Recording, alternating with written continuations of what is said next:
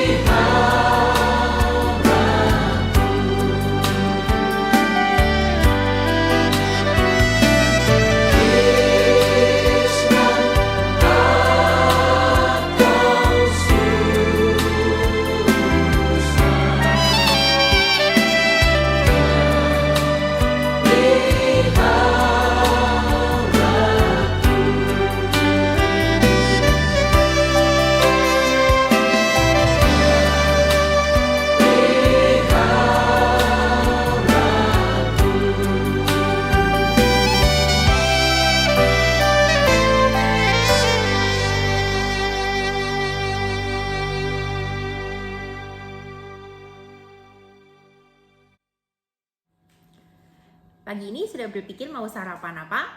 Kita sarapan firman Tuhan dulu ya. Tapi jangan sirik sama saya, walaupun saya ada di depan kompor. Bukan mau sarapan pagi ini, bukan juga mau demo masak. Nah, di depan saya ada dua bahan yang kita sangat kenal. Dua-duanya enak. Wortel, satunya lagi telur. Tapi balik lagi nih, saya bukan lagi mau demo masak. Nah, si wortel ini, dalam keadaan mentah seperti ini, wortelnya keras, padat, susah dipatahkan. Beda dengan telur. Dalam keadaan mentah, ia sangat rapuh, cair, dan lembek. Seperti ini. Kalau keduanya saya masukkan ke dalam air mendidih, apa yang akan terjadi? Jadi matang. Iya, bener sih. Ya, kita panaskan. Di dalamnya udah saya masukin nih telur dan wortelnya.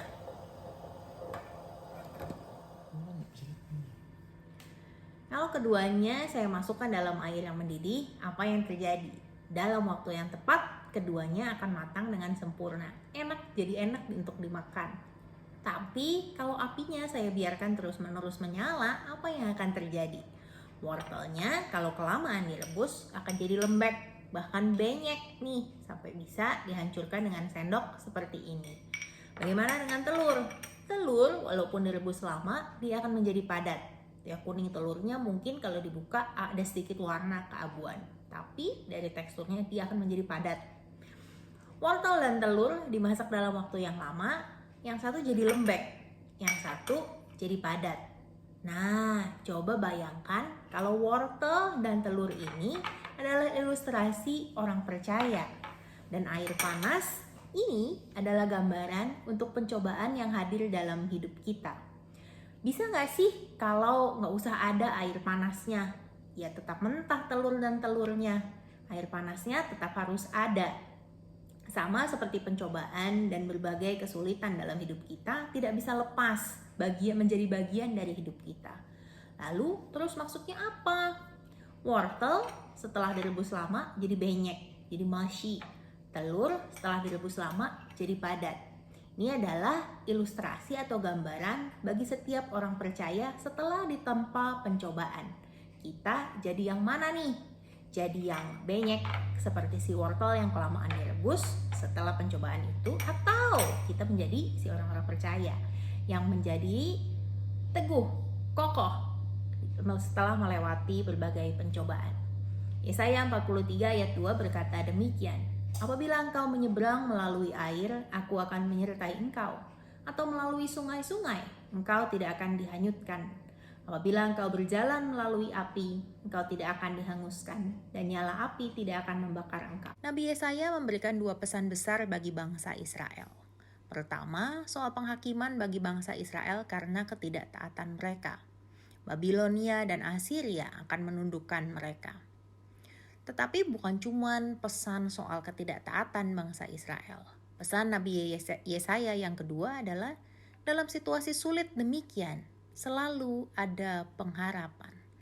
Dalam situasi sulit pun tetaplah taat. Ada janji akan juru selamat dari garis keturunan Daud. Akan ada pula berkat seperti yang Allah sudah janjikan kepada Abraham. Yesaya 43 ayat 2 ini adalah janji Allah kepada bangsa Israel. Janji penuh pengharapan dari Allah, bahwa dalam situasi apapun dan dimanapun, Allah akan tetap menyertai bangsa Israel. Di dalam pencobaan dan masa berat sekalipun, baik menyeberangi sungai maupun menghadapi panasnya api, Allah tidak akan meninggalkan bangsa Israel. Bangsa Israel dicobai, mereka hidup dalam situasi yang tidak nyaman. Pesan Allah lewat Nabi Yesaya, tidak ada air maupun api yang bisa melenyapkan mereka. Dalam pencobaan, tetaplah taat dan selalu berpengharapan kepada Tuhan. Hidup kita seperti hidup bangsa Israel. Kita tidak bisa lari dari pencobaan. Tetapi pencobaan tidak bisa membuat kita menjadi lembek dan benyek seperti si wortel yang kelamaan direbus di dalam api dan air tadi. Pencobaan, air dan api itu seharusnya membuat kita menjadi seperti telur, yang walaupun direbus di dalam air panas, akhirnya menjadi teguh dan kokoh. Apa yang kemudian bisa membuat kita teguh dan kokoh melewati pencobaan? bersandar pada Yesus. Salah satu lagu rohani favorit saya, judulnya Dalam Badai Hidupku. Dalam badai hidupku, Yesus ku pegang teguh. Walau imanku lemah, ku bersandar padanya. Badai hidup dan berbagai pencobaan boleh hadir dalam hidup kita. Tetapi bersama Tuhan, semoga kita tetap teguh dan kuat. Tuhan memberkati kita semua. Mari kita berdoa. Allah Bapa kami di surga, hati kami semakin sedih belakangan ini. Mendengar semakin banyak mereka yang kami kenal dan tahu terinfeksi penyakit COVID-19. Pagi ini kami berdoa bagi mereka. Kiranya kesembuhan dari Tuhan hadir dalam hidup mereka. Kami juga berdoa bagi banyak orang yang juga ketakutan menunggu hasil tes. Berikan pada mereka damai dan pengharapan. Kami berdoa bagi mereka yang dalam kesesakan karena berbagai hal yang mengganggu kehidupan mereka. Mereka yang sakit, yang mencari pekerjaan, yang mengalami depresi, yang ketakutan. Tuhan, datang dan karuniakan Roh Kudus-Mu atas mereka. Berikan kasih-Mu, pengharapan dan sukacita dalam hidup mereka. Mampukan kami juga sebagai gereja-Mu dan saudara seiman untuk boleh menyatakan kasih kami atas mereka dan berbagi beban mereka. Tidak lupa juga pagi ini kami berdoa bagi para pemimpin bangsa-bangsa. Kiranya keadilan dan kejujuran nyata dalam hidup mereka, sehingga yang baik dan yang sesuai dengan kehendak-Mu saja yang boleh terjadi, khususnya dalam upaya menyelesaikan pandemi global ini. Kami berdoa bagi gereja-Mu di mana-mana tempat dan juga bagi gereja-Mu GKI Gading Indah. Kiranya setiap kami sebagai gereja selalu dimampukan untuk terus bersinar dan menyatakan kasih-Mu, walaupun dalam situasi yang tidak mudah seperti sekarang ini. Demikian juga kami berdoa bagi setiap kami ya Bapa, dalam setiap pergumulan kami, di dalam setiap ketakutan kami. Biarlah kami selalu boleh terus bersandar kepada-Mu, yang boleh memberikan pengharapan dan damai di dalam hidup kami. Bapa di surga, inilah setiap doa dan permohonan kami. Dan semuanya ini kami naikkan hanya di dalam satu nama, Tuhan kami Yesus Kristus. Amin.